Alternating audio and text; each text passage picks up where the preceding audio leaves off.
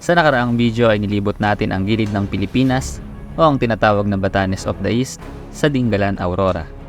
Ngayong araw, samahan niyo kong pasyalan ang pinakamalaking dam sa probinsya ng Nueva Ecija, ang Pantabangan Dam. Nakakatakot dito, dapat pala may kasama tayo. Saka dapat di tayo inabot ang hapon. Nakakabahan ako, parang ayokong tumuloy ah. Wala nang pinasok natin yung kanto, wala na ako nakikita mga ibang tao ah. Ay grabe, ang taas. Ang taas natin. Sobrang lamig. Parang di tinatamaan ng summer to ah. Muntik na ako mag-overshoot doon. Wala akong ginagawang masama! Akala mo lang wala! Pero meron! What's up guys? Welcome back sa ating YouTube channel. Sa mga bago pa lang dyan, huwag nyo guys kalimutang mag-subscribe at saka pakilike na rin at saka panoorin yung mga previous video natin, no? Ngayong araw yung content natin ay pupunta tayo ng Pantabangan Dam. Medyo late na rin, no? Alas 4 na. Pakaabutan tayo ng dilim. Kaya yun, alis na tayo. Alas 4 na. Sana maabot tayo ng ano, medyo maliwanag. Mukhang maulan pa sa part na yun, no? Sa gawing pupuntahan natin.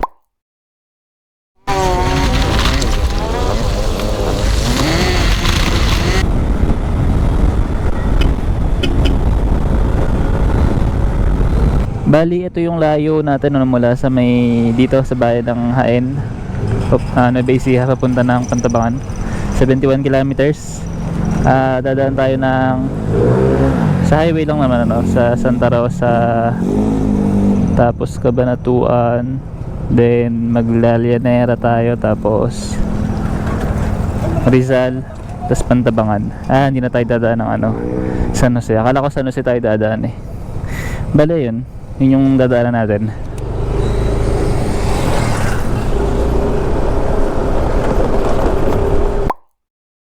Dito na tayo guys sa may Santa Rosa, ang lugar ng traffic. Dahil may ginagawang tulay doon, ano. Hindi pa rin tapos. At malapit na tayo sa boundary ng Cabanatuan. Dito ko pinapadaan eh, baka mas hindi traffic dito, ano, sa part na to. Andito na tayo guys sa may boundary ng Cabanatuan, ano. Dito tayo liliko, no? Anong way ba to? Pupunta ba ng ano to? General Tino Extension? Or doon pa sa kabila yun? Anong tawag sa daan na to? Basta dito guys na yung daanan. Liliko kayo sa may Jollibee na yan sa kanto. Tapos dire-diretso. Mukhang may nasusunog doon, no? Itim ng uso ko. Ano yun? Ang kapal. Parang hindi grass fire yun ah. Imagine sun shining, pink clouds in the sky and everything is right. Imagine stars lighting up the night and a shooting star so vibrant. You have to make a wish. Nothing's ever in your way. Scoring every shot. Pangakong tinutupad. Ay sana all yung pangako tinutupad. Hechos. Medyo umaambon yata ah. Huwag sanang magtuloy ito. Sana dito lang sa part ng ano, Cabanatuan. Ito pala yung ano, Felipe Vergara Highway. Ayun ko lang nalaman. Kala ko bypass.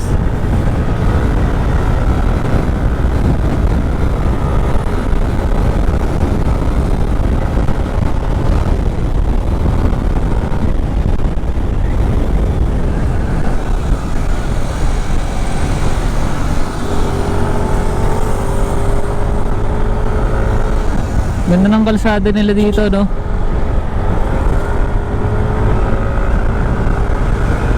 Walang mga lubak-lubak, puro asfalto.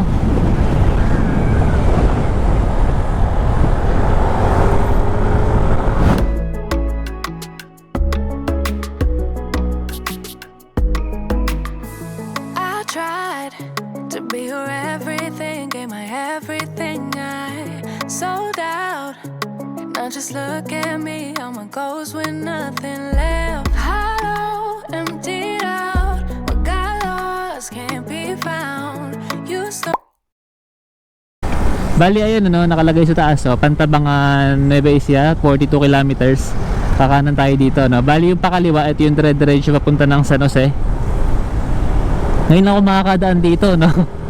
First time kasi nating makapunta ng ano ng Pantabangan eh. Time check, 4:34 na. Baka di tayo mabot ng maliwanag. Diyan na lang natin ng konti.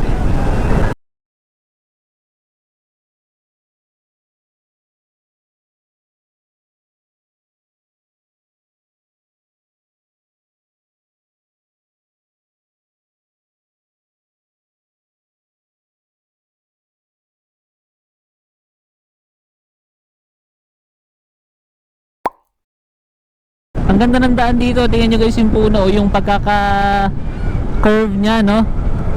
Ganda, oh. Pinantay talaga sa ano eh, parang tunnel yung shape na ano, kalahati ng bilog. Tapos malamig nga dito, no? Dahil may puno. Hindi ka matatamaan ng sikat ng araw. Mahangin. Sana lang talaga hindi mo alam sa pupuntahan natin.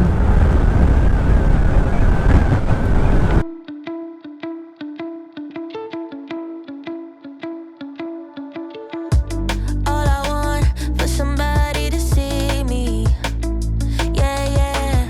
Anyone with two eyes will do just fine. 'Cause I'm reckless. It's getting kind of dead.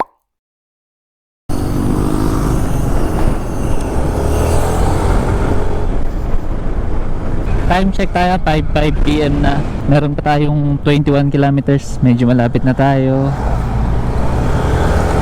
Konti na lang, kaso mukhang masama yung panahon. Ang dilim ng ulap doon, no? Pagas muna tayo. Ang daming nagpapagasolina rito. Ang haba ng pila. Siguro piyesta dito ngayon, ano? May mga nakasabit silang ano yun, banderitas. Happy Fiesta Rizal.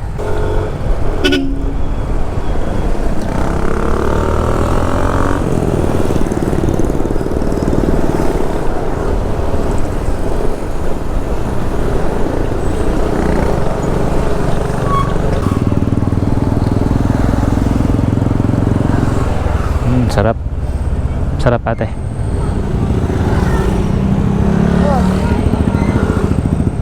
Yummy, yummy. Yummy, yummy.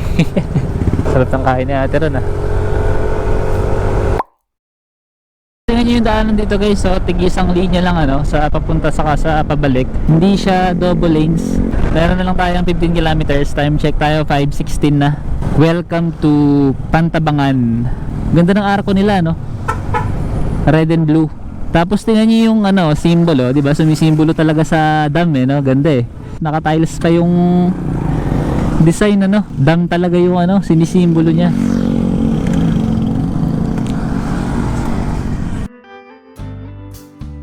Ang Pantabangan ay ang pinakamalaking bayan noon sa Nueva Ecija noong panahon ng mga Kastila sa ating bansa. Ang bayang ito ay nasa pagitan ng bayan ng Rizal, Bongabon, San Jose at Caranglan. Ang Pantabangan Dam ay ang pinakadinarayo sa lugar na ito na inyong makikita sa ating video. Kaya patuloy niyo lang ang panonood.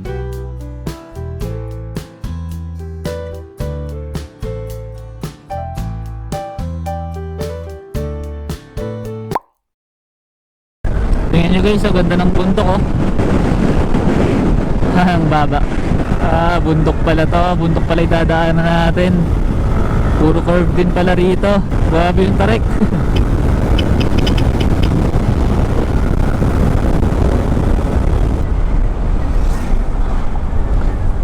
Grabe naman yung curve dito. Napakatalim.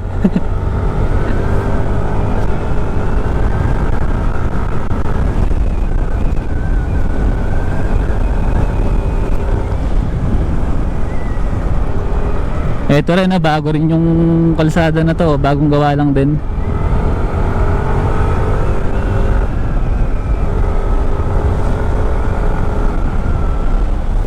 Nagpalit lang tayo ng battery, no? Hindi na ako magdo-drone dito. Gusto ko sana kaso wala eh. Inahabol ko yung liwanag eh. Kailangan puntahan natin yung dam, yung kasi yung pinaka sinadya natin dito. Pero yung daanan dito guys na puro kurbahan. Ganda sana ng video eh, kaso wala. Kapos tayo sa oras. Dito po ba yung papuntang dam?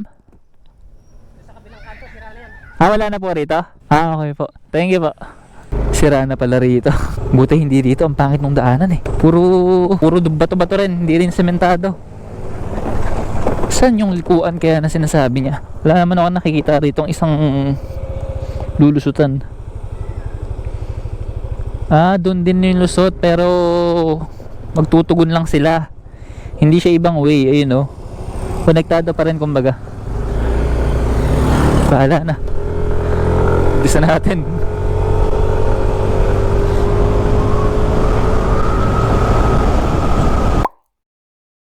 Dito po ba yung papuntang dam? Dire-diretso lang ba? Okay po. Kaso wala tayong kasabay, ba't ganun? Ako mamaya uuwi mag-isa dito. Walang mga ilaw yung poste. Abutan ako ng dilim dito. Bakit ganun yung pakiramdam no? Parang ang tagal nating makarating pero mabilis naman tayo. Ano to? Checkpoint. Wildlife crossing. Ibig sabihin may mga dumadaan ditong hayop. Baka may tigre dito. Baka may leon dito Nakakabahan ako, walang mag-isa. Ba't ganun? Mula nung pinasok natin yung kanto, wala na akong nakikita ng ibang tao. Nakakatakot dito, dapat pala may kasama tayo. Saka dapat di tayo inabot ang hapon. Kinakabahan ako, parang ayokong tumuloy Mukhang uulan pa. At meron tayong masabi man lang na papunta ron sa ayun, meron. Grabe, ang taas. Ang taas natin. Sobrang lamig. Parang hindi tinatamaan ng summer to Muntik na ako mag-overshoot dun. Napaka-curve. Sir, pwede pong video lang? Saan po kayo? Tagahain po. Pag tinapon na kayo, dito kayo sa gawin dito na. Na-late nga po traffic po Anong pangalan? Office lang. Opo. Tagahain po. Okay, sige. Okay na po sir. Taka na nung ulan siguro dyan. Hindi naman po. Thank you po sir. Ganda nung guys. Ang ganda nung view, napakalawak. Ito pala yung Pantabangan. Pwede kayang bumaba. May bayad. As tingnan nyo guys, meron ditong H2 helipad. Pagka may bababang helicopter dyan sila bumababa. Kuhanan natin to.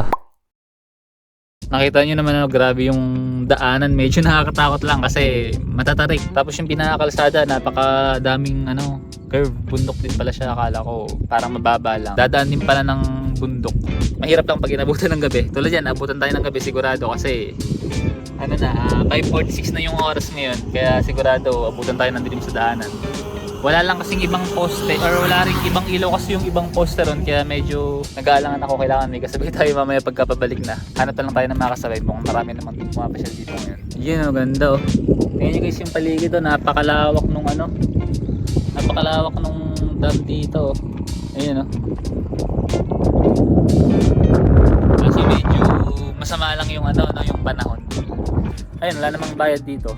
Tinanong lang yung pangalan natin dun sa may pinaka-entrance. Hiningin lang yung pangalan, saka tinanong yung address natin kung saan tayo nang galing. Tapos yun, diretso naman pwede naman nang pumasok pag yarin makuha yung personal information na yun. Noong taong 1974, nang makilala ang Pantabangan Dam bilang ikalawang pinakamalaking dam sa buong Asya. Kamakailan lang ay nasulyapan ng mga tao ang malaking bahagi ng lumang bayan ng Pantabangan dahil sa pagbaba ng level ng tubig dito sa dam. Muling nakita ng mga tao ang ilang bahagi ng simbahan, town marker, entablado at ang lumang sementeryo. Nasa ating video ay hindi ko ito nakuhanan o nakita man lang dahil wala akong ideya kung saang bahagi ito ng dam. Tunay ngang nakakamangha ang ganda at lawak ng Pantabangan Dam. Kaya sa mga nagdanais mamasyal dito sa probinsya ng Nueva Ecija, pwede niyong ikonsidera itong Pantabangan Dam. Kung ako ang tatanungin, isa itong Pantabangan Dam sa isa sa pinakamagandang atraksyon na matatagpuan sa probinsya ng Nueva Ecija.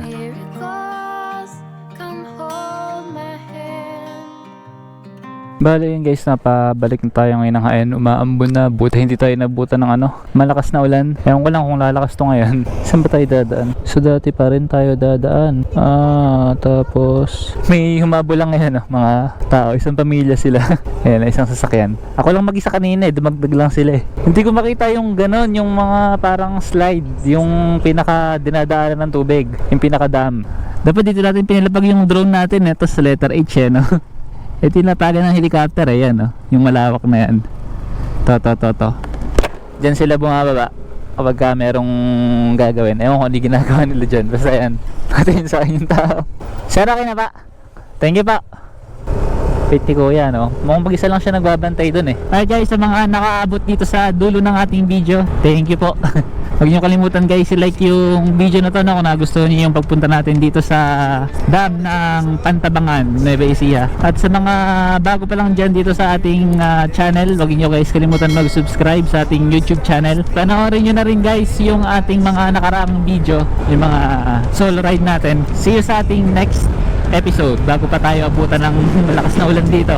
This is the Motovlog.